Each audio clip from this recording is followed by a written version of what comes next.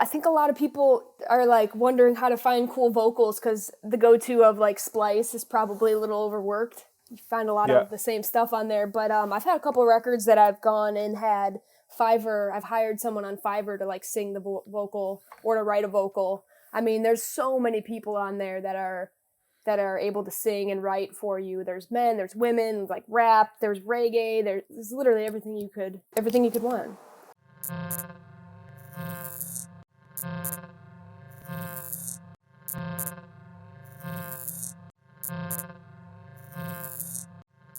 Hey! Hey yo! Welcome to the stream. Welcome to my disco shed in my garden and my live stream. How are you? That's a nice little setup you got over there. Yeah, so we built this streaming studio in the garden. It was always this was my disco shed, and it was always our party shed. And it's like down there's a big box of fancy dress, and outside the shed there's more fancy dress. And we just used to have parties in here. And then when we started live streaming, we turned it into our streaming studio. Yeah, that's awesome. How are you? You like? I feel like we've covered you so much on Data Transmission, and kind of, and like I've done so much with either your team or like it's like one of these people you kind of think it's like when you meet at a conference and kind of go, you just want to give them a hug because you've kind of spoke about them loads, but then never met them. And it's like, so yeah, how are you? I'm good. I know it's like, oh shoot, you really exist. I see you now, face to a name kind of thing. Yeah, exactly. Yeah. Yeah, no, it's really good to be on. And I'm doing really well. You know, things have been moving out here in the States, and so been getting to play a lot of shows. Finally test music out that I've kind of just been hoping works for a live audience, you know? So just cruising along. How was the pandemic? How was the last 18 months for you?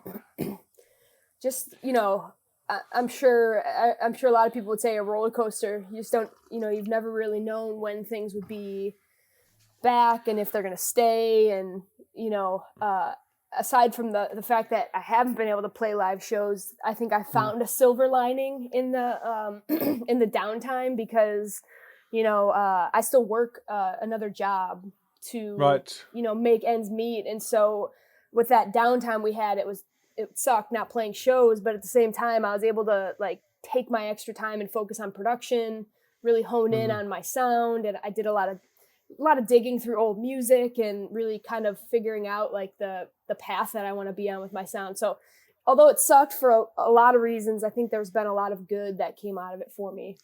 Yeah, that's really cool. Yeah, because you've still been releasing like the whole time, haven't you? This isn't the first one of...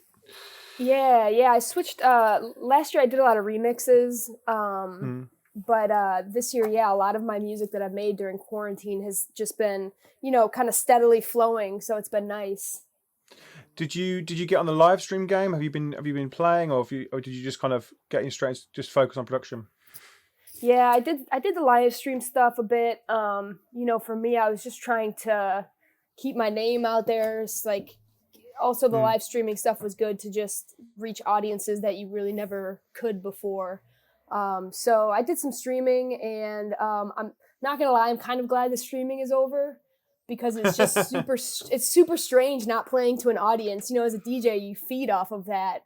You let that guide your sets. So it's a little odd when it's like my dog and my girlfriend on the other side of the camera. Yeah.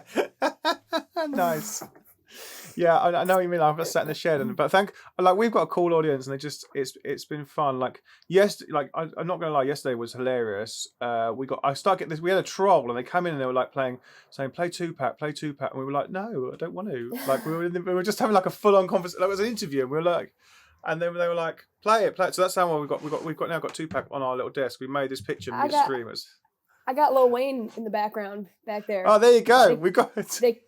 They could be friends. So yeah, exactly. Love it. So you've got your new remix EPs out today on Club Sweat, is that? Yeah, so the Aston Shuffle remix dropped yesterday for Some People Fall, and then we have David Penn dropping a remix next week, so that's really sick. It's really exciting. I'm a huge David Penn fan. Yeah, so he's done some amazing stuff as well. Yeah, me too. It's just you his music is so timeless. A lot of the records he makes. So it's pretty cool. I don't know, just hearing a flip from him. Have you heard it? Have you been playing it? Mm-hmm. Like, yeah, I played it out a couple times. It's interesting. This is the first time I've ever had people remix a record of mine, and I still really love the original. Like, I love the remixes so much, and they fit certain kind of like crowds and time slots, but I really love playing the original still, so it's almost like a battle in my head. I really want to play a remix, but I really want to play the original. So I should start dropping both. Yeah. Beginning of set, end of set. Yeah, do it. 100%. We can play some of them out. And you're joining me for New Music Friday, so we've got loads of music. Oh, nice. Hang on, let me just... We can play some stuff right now. Hang on a minute. Let me just drop switch the this. Aston Shuffle that one in there. So do you want to play? Should we play the remix first? Yeah, the Aston Shuffle remix is down there. It's really dope.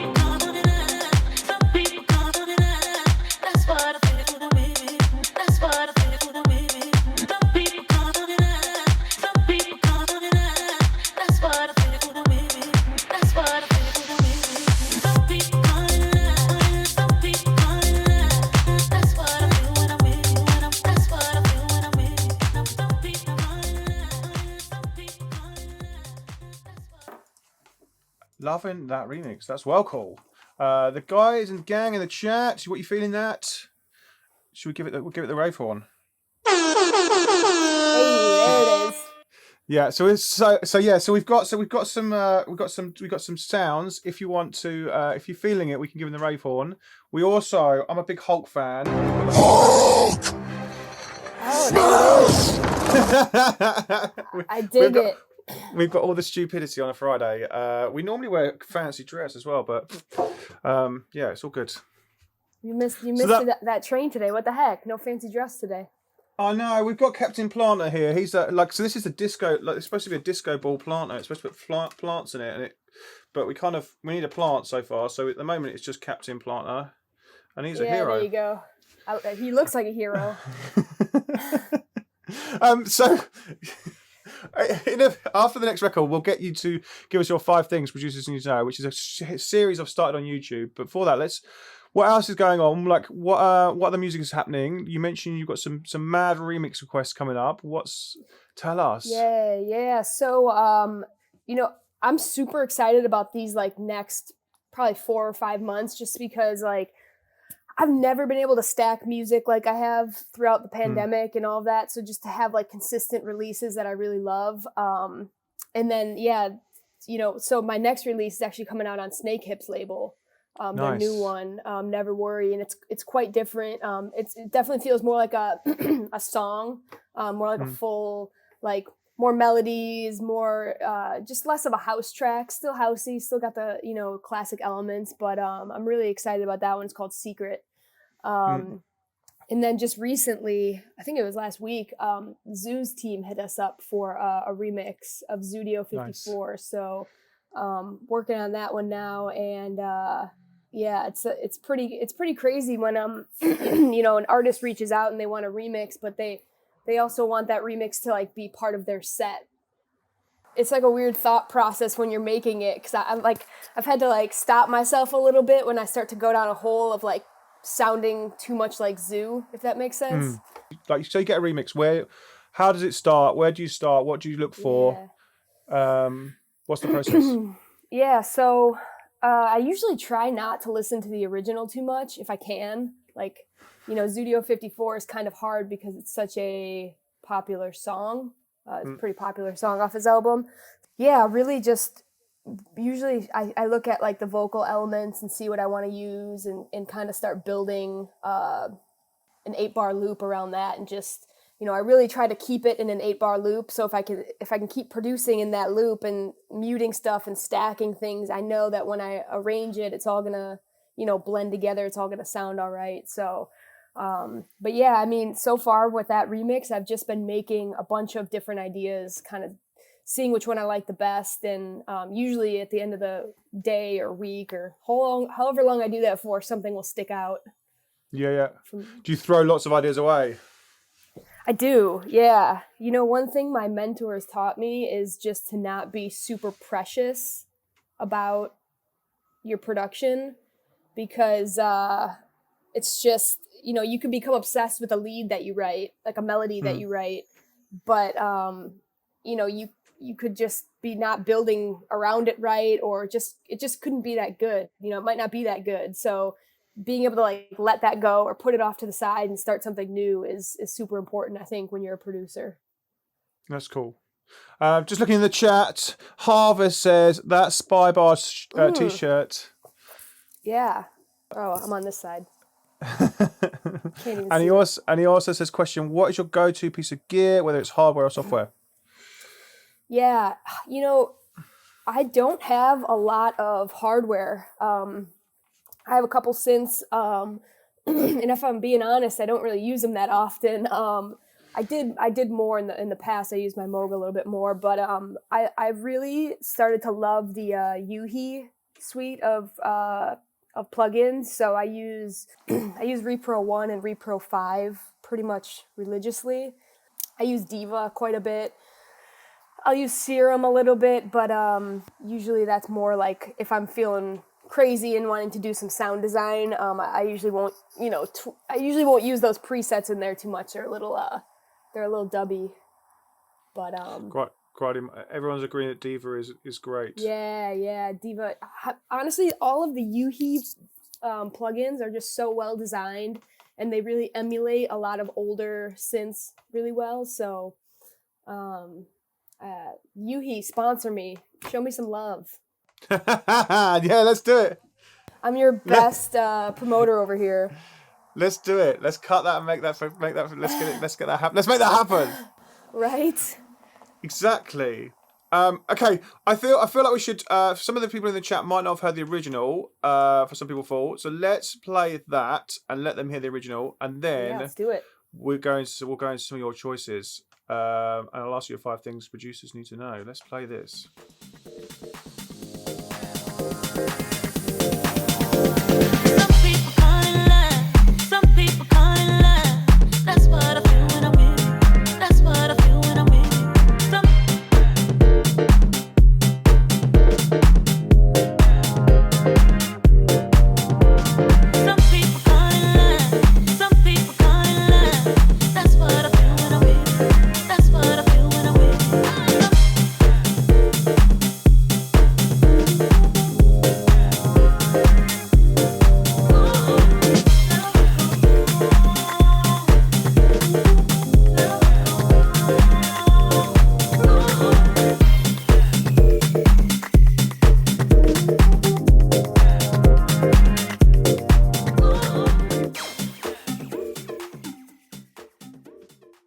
Hello, we're back.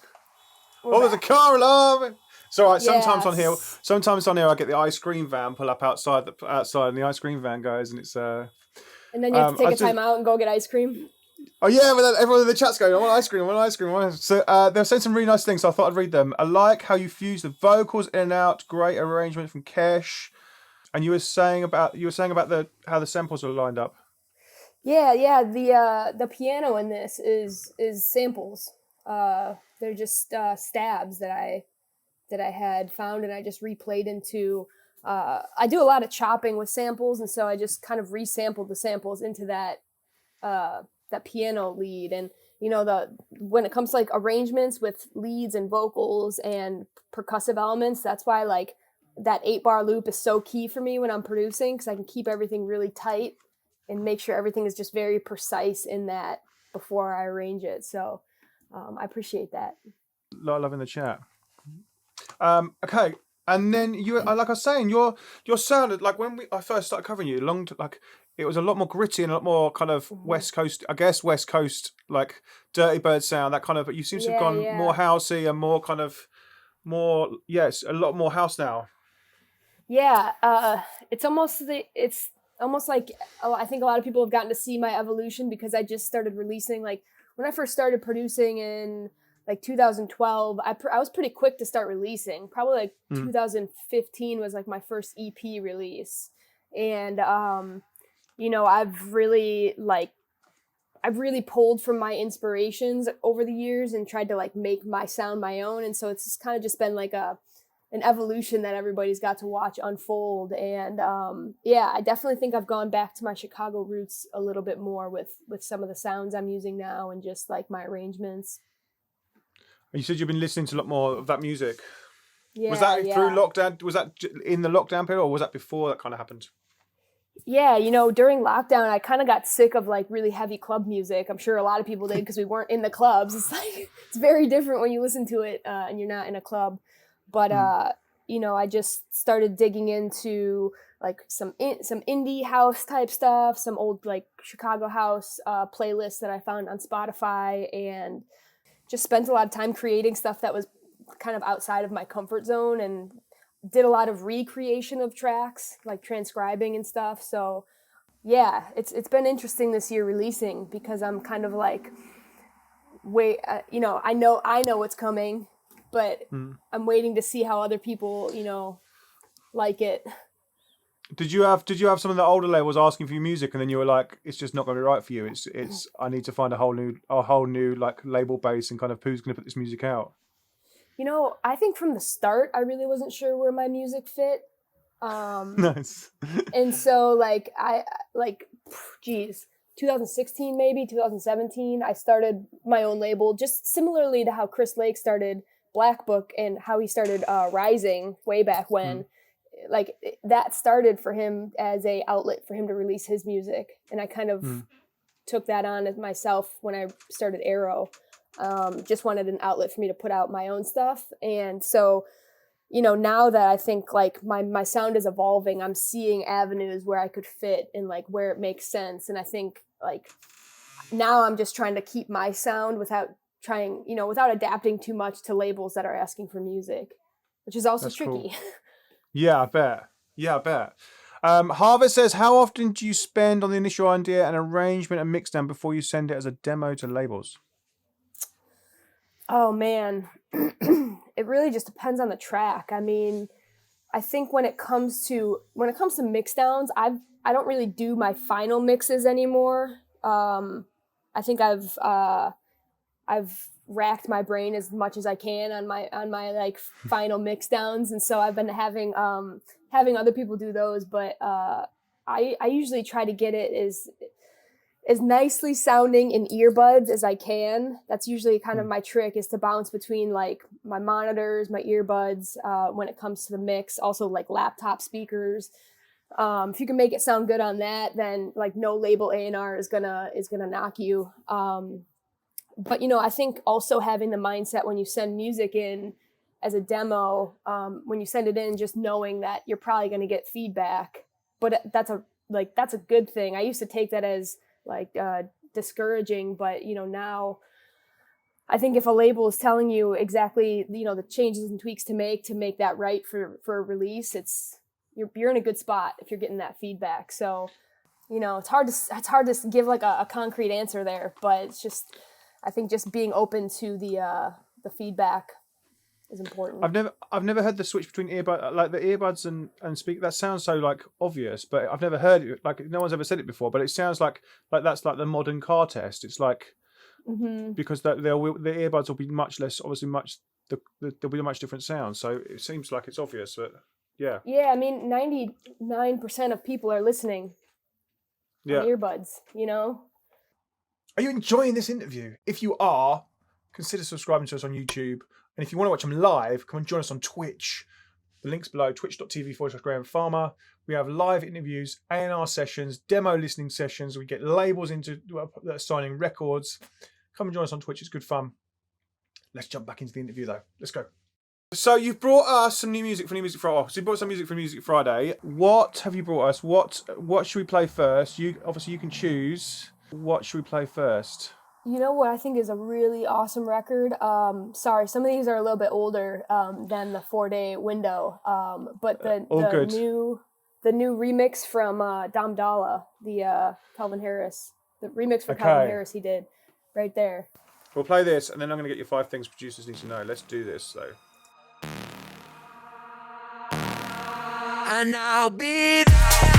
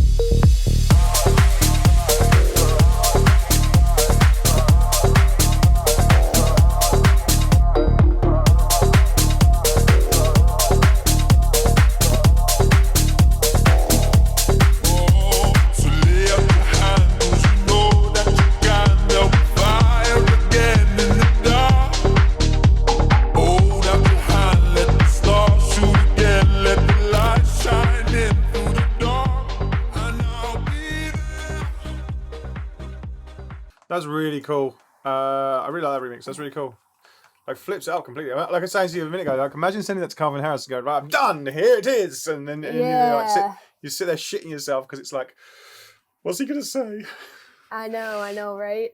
Yeah. So I don't know. That one just came out, but when I heard it, I was just super impressed because I feel like with remixes like that, you have to show so much restraint with like your production, and you just got to like find something that, you know, is like super groovy and super interesting, but not too like over the top. And I don't know.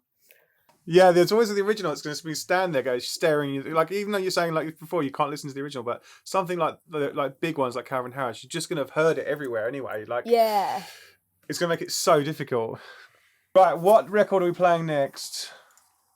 Let's see here.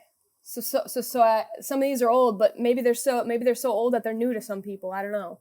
Oh, Ill Provide, that one's new. Let's play Ill Provide. That's a really cool record. Who's put this out? Goes off in my sets. Cool. It's on Techne's label on Noise. Okay, cool. Yeah. Noizu is just uncovering the heat.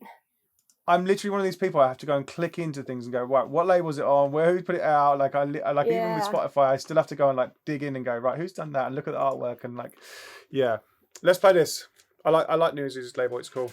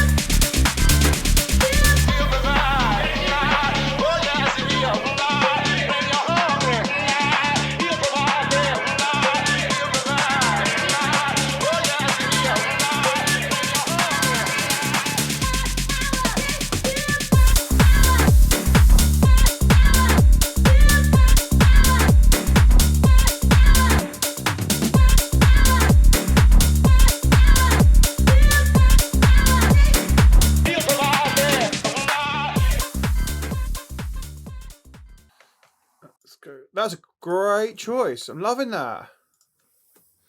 Noizu on the A&R. Yeah, that's sick. That was a great choice. You were mentioning. Let me just switch back to the other thing because we can chop that as well. You mentioned another tip for vocals. You were saying in our little trivia chat. Go for it.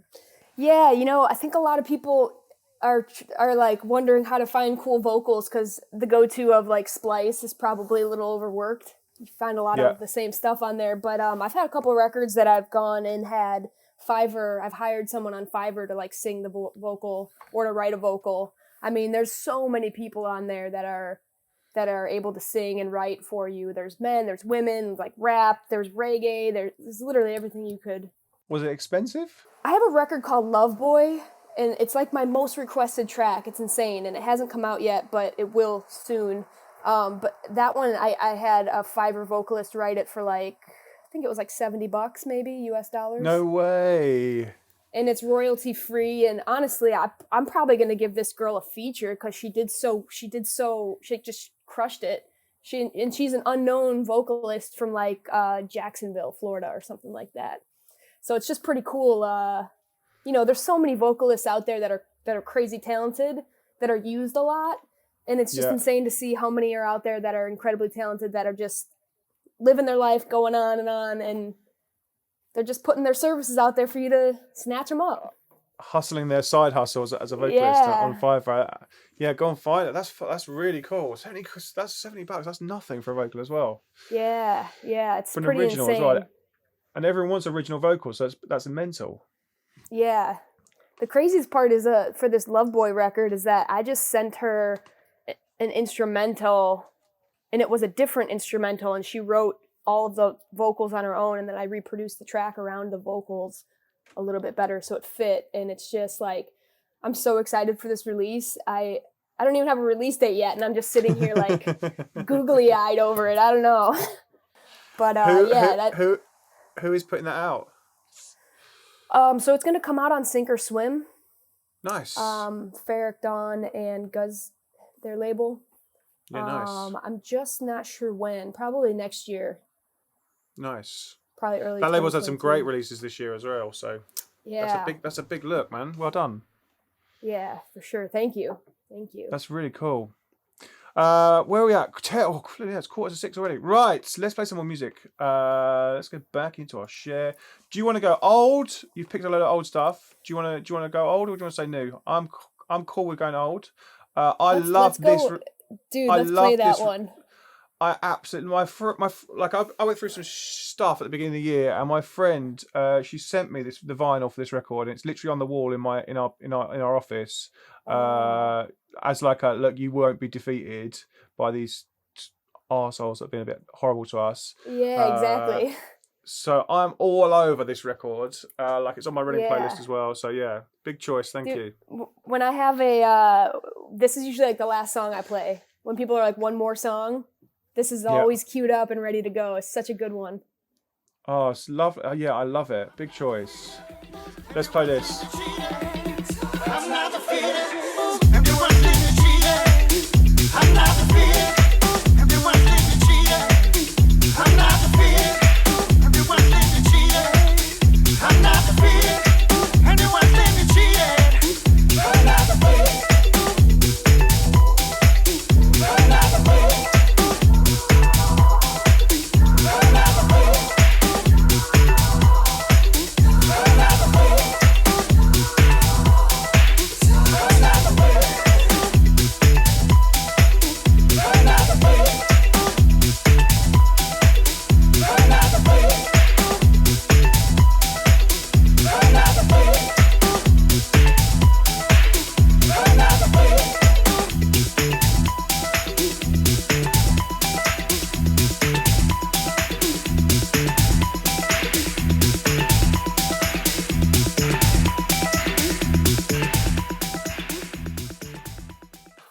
Wicked. I love that remix. I love that track. I love that remix. That's a big choice. Thank you very much for bringing that. Classic. Huge record. It's a classic. How are the how's gigs and how's shows? How's it for the rest of the year for you? Pretty good. It's nice that my team was able to put together a good run of shows. Kind of salvaging the year for shows. So I got some cool stuff coming up. I get to play with Brooklyn Mirage. I'm really excited about that one. Actually, I think I'm playing it twice, September and December. But yeah, I mean, just doing some runs in the U.S. and I'm really hoping that I'm teeing myself up for some European stuff in 2022 or 2023. That's really kind of the goal I've been I've been trying to get to.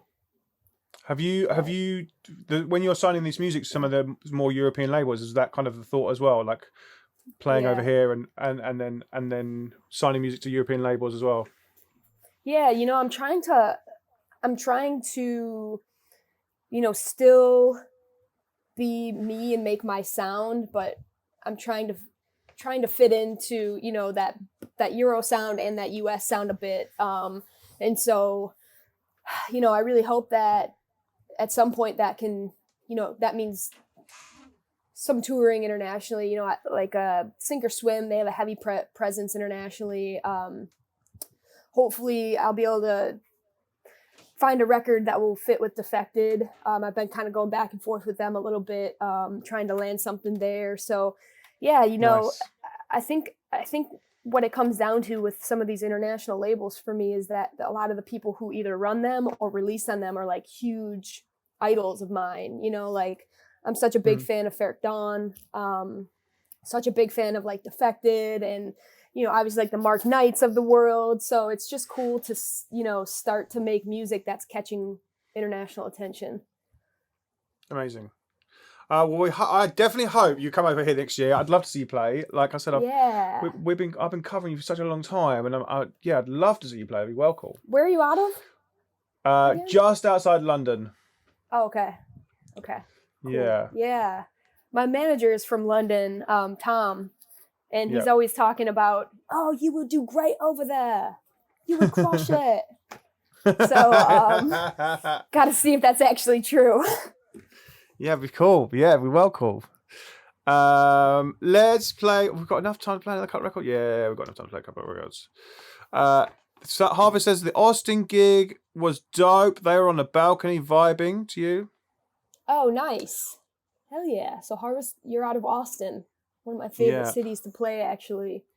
You know, that's what's cool over here in the US. There's a lot of like these smaller cities that are not really they're not like the house music meccas of the US, but you know, they're really starting to pick up steam. Like Austin, they are doing some crazy stuff, awesome festivals. And then like I just played in Fresno, which is like the center of California, and there's really not much going on there. And the crowd was insane. And I was just like, wow, these little pockets across the country are just like, they're just like frothing for house music. They're like, give us more.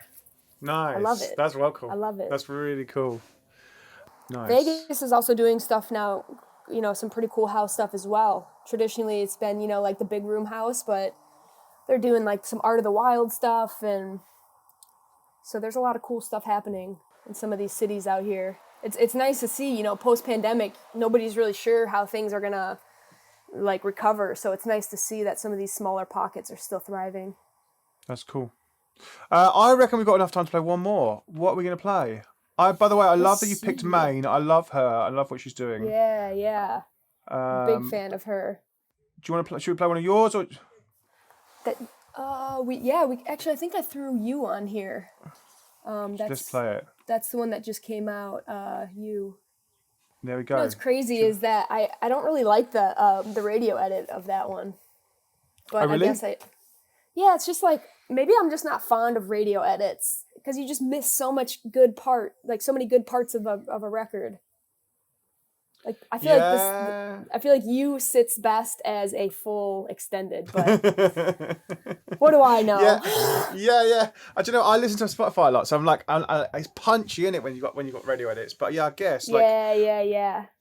But when I'm uploading for SoundCloud, I'm always like, I want the full version. I want the full thing on SoundCloud. I want the whole track, and then But yeah, I don't know. I guess it's different platforms. For sure. Tell us about this record before we play it, actually. Tell us about the record. So this one it rounds out my 3-track EP on Sweat It Out, Club Sweat. Mm-hmm. And this one's cool because when I was making this, I did it in a very reverse engineering kind of way. Like first I saved my drums from a remix I did. Nice. So this is me putting my my advice to use. So I saved the drums from a GRiZ remix I did, and I reworked them. I changed the key, and I had this really cool vocal that I found, and it was the same like kind of like phrasing and like melody as the vocal as it is now, the U vocal that Kat Connors sang. But like I just put this idea in front of Kat, and it was just like a vocal chop, and she heard the words and she was just like started singing it. So it was pretty sick.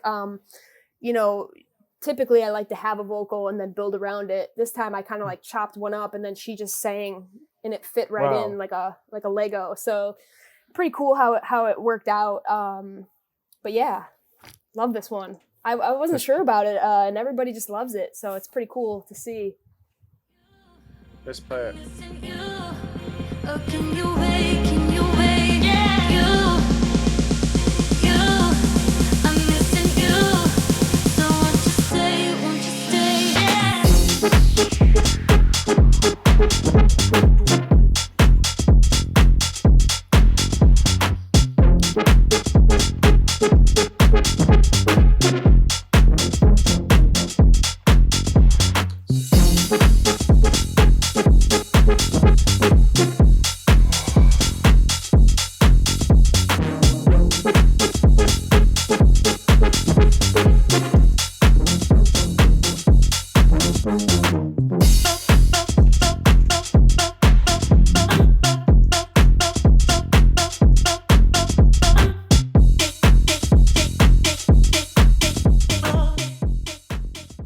That was mad. I love that vocal, man. It sounds amazing.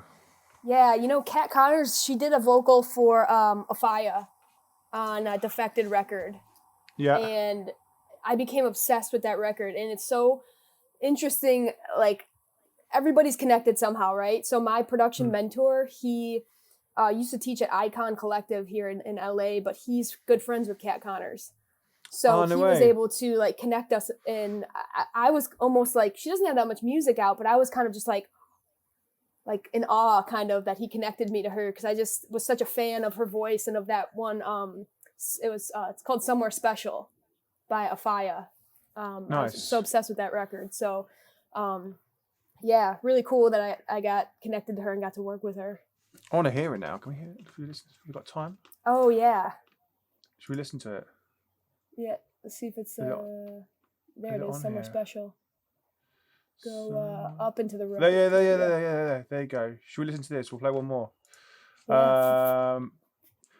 All the shed shaker. So obviously I'm in the shed. So we have shed shakers, and everyone's saying that to the last track was you as a shed shaker. I love it. I'm gonna use that. Yeah, we have. I'm gonna steal that for something. If you make a shed shaker track, let us know, man. Yeah. I want to play it. Wicked. Right, let's play this. I want to hear this Kat Connors. It's something special, baby. I wanna take it. Something special, baby. I wanna make it. Feel so special, baby. I wanna take it. Something special, baby. Something special, baby. It's something special, baby. I wanna take it. Something special, baby. I wanna make it. Feel so special, baby. I wanna take it. Something special, baby.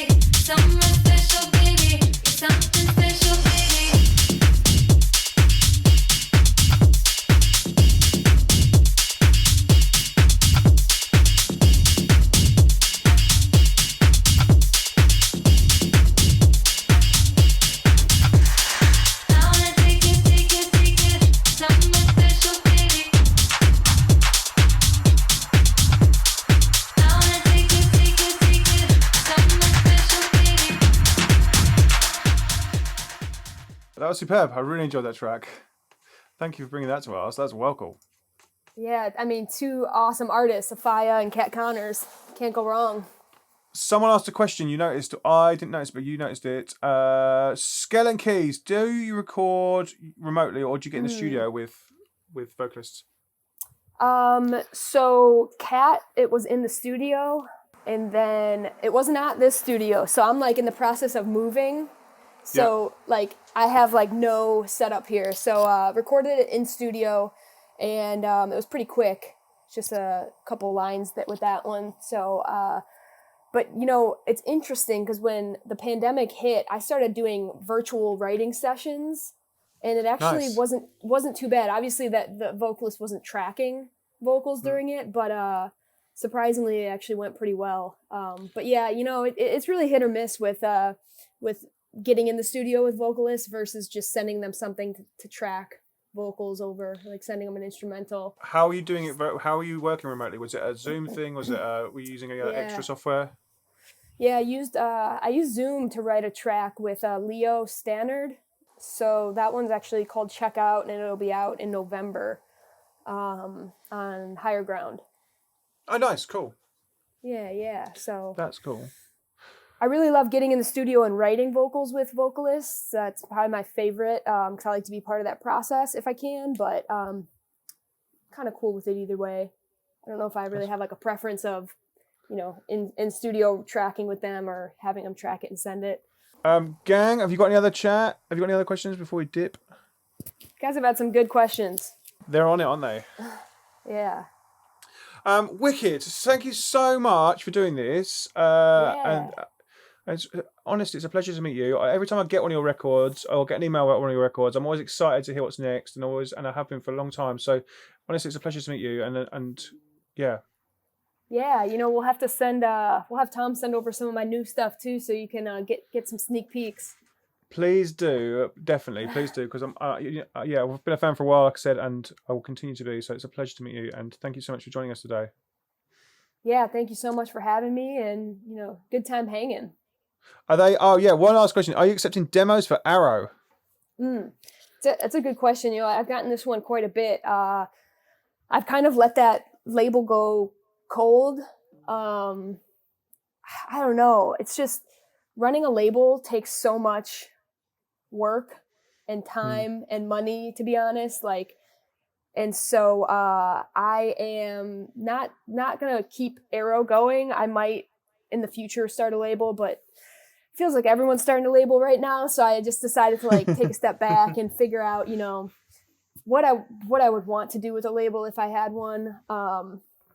So not accepting any demos for Arrow, but you know, always down to give some feedback. If Harvest, if you want to hit me up, shoot me a DM or something on Instagram, and happy to listen to your demos. Just won't accept them.